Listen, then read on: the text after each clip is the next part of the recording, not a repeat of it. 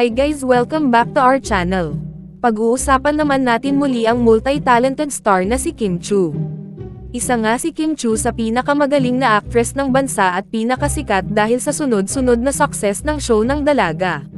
Ngayon nga ay madaming papuri ang dalaga dahil sa kanyang pagganap na Juliana sa Linlang.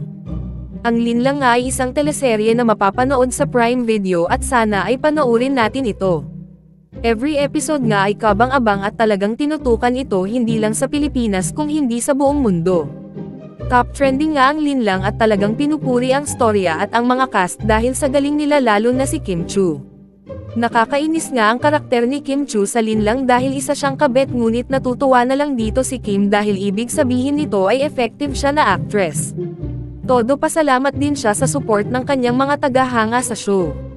Ang sabi ng dalaga, "This is the kind of bashang that I love, keep it coming."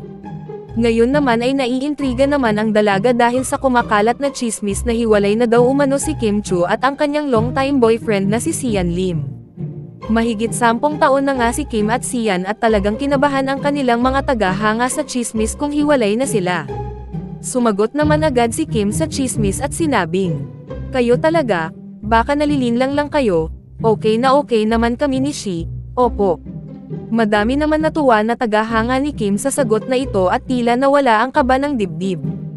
Going strong nga ang power couple at sa ngayon gusto daw muna nila mag-focus sa kanilang trabaho.